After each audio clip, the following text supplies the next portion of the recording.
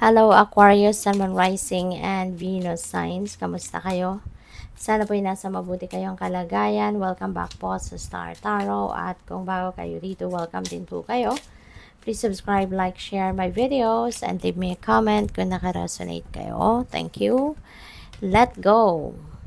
Enjoy the pulsing light of the firefly, but don't hold on too tight. Okay?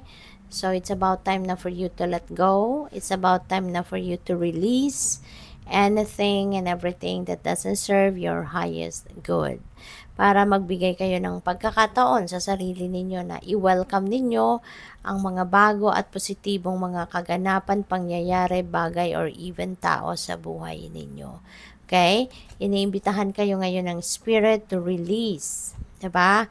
Anything or anyone, no, na alam nyo namang hindi na to nakakatulong sa'yo, wala na tong magandang epekto sa buhay mo, wag mo nang i-keep yan sa buhay mo. Kasi it will just create more negative energy. Diba? Tanggalin na, no? At bigyan mo ng pagkakataon ang mas positibo at bagong mga bagay, tao, situation na dadating. Grounded, keep to your roots and stand taller than the trees. Ayan. So, you may need to get grounded. You may need to do some kind of meditation. Kailangan mo din dito na magnilay-nilay, magmuni-muni, diba? To get grounded. Okay? Ibalik ninyo yung sarili ninyo sa sentro. Ibalik ninyo yung sarili ninyo doon sa equilibrium. Okay? Para mabibigyan ninyo ng oras, panahon, atensyon ang iba't ibang bagay, no, sa buhay mo. Take risk. Now is the time that you are going to take risk. Learn to grow wherever you are planted. Diba? Kailangan ng adjustment, no? Yun na napipick up ko dito. Kailangan ng a little bit of change dito sa buhay mo. Alright? So, siguro ngayon, ito na rin yung time na kailangan mong subukan ang mga bagong bagay. Hindi lang tayo dapat nandoon lagi sa kung ano lang yung komportable tayo. Hindi lang dapat na nandoon tayo sa pagiging sa kung ano lang nakasanayan natin. There are times na kailangan na nating umalis dyan sa umbrella of your comfort zone, diba? At sumubok tayo ng mga bagong sitwasyon. Because doon sa mga kung saan tayo nagiging uncomfortable, doon tayo nag-grow. Doon tayo umaasenso. Doon tayo na pupuwersang ilabas ang galing natin. Hindi ba? Kasi kung nasa comfort zone tayo, wala lang, chillin lang tayo. Diba? Pero kung susubukan ng mga bagong sitwasyon, doon ka mahihirapan, doon lalabas ang tibay mo, doon lalabas ang galing mo, doon lalabas yung mga tinatago mong talento, doon mo madidiscover yung mga skills mo or talents mo na hindi mo inakalang meron ka, hindi ba? It's about time now for you to grow, okay? So, we have triumphant success. This is victory energy. Meron kang pagtatagumpayan rito. You're going to succeed over troubles, over obstacles, over problems, you know. Ano to sobrang bigat siguro pinagdaanan ninyo dito. As in, sobrang nahirapan kayo sa problemang ito. Pero mapagtatagumpayan mo na yan sa ngayon. Diba?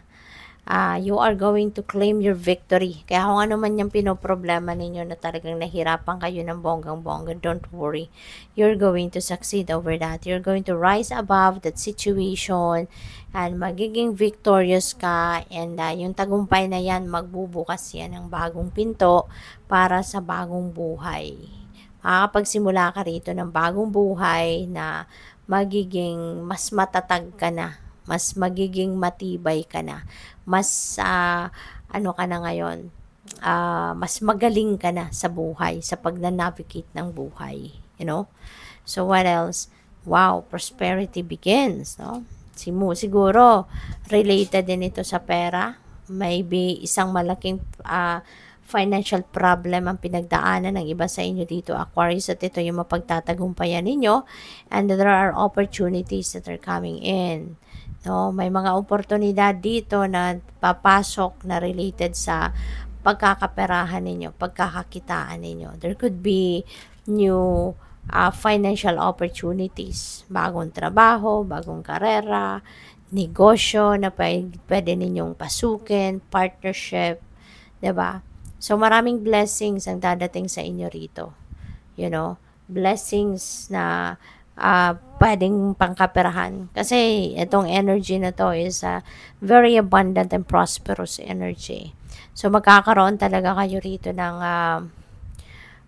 opportunity, no, na umalagwa na sa buhay, umasenso na, mag-grow na. Ito na yung simula ng pagpasok ng abundance and prosperity into your life. Ito na yung simula ng pag-aayos ninyo sa inyong financial landscape at mas magiging na kayo, mas magiging komportable na kayo sa pera. Makakahinga na kayo, makakaluwag-luwag na kayo sa pera. You know? So, good luck. Pwedeng may windfall of money dito. Panalo, winnings. Pwedeng merong mga bonuses, no, na matatanggap kayo sa ngayon. So, bastang magkakaroon kayo dito ng pera. Maraming pera, no, ang pwedeng dumating sa inyo sa ngayon. Or pagkakaperahan, look at that. Material and spiritual prosperity. So, ito talaga, no, breakthrough ito, Aquarius. Talagang masosolve mo na ang problema mo. So, feeling ko related talaga sa pera ang problemang ito. Na ngayon, mapagtatagumpayan mo na because there are a lot of money, no, na pwedeng dumating or opportunities na pagkukuhanan ninyo ng pera. You're going to be materially prosperous.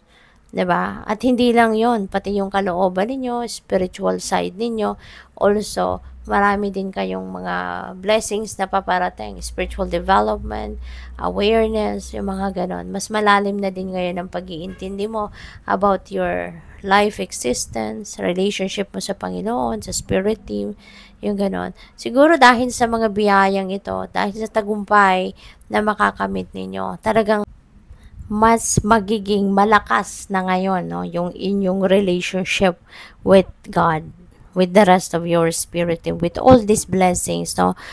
Siguro talagang malaking bagay ito na dadating sa buhay mo, kaya maaring siksik-liglig umaapaw din ang pagpapasalamat ninyo sa universe ngayon. Kaya good luck sa iyo. Thank you for watching. Love and light. Namaste.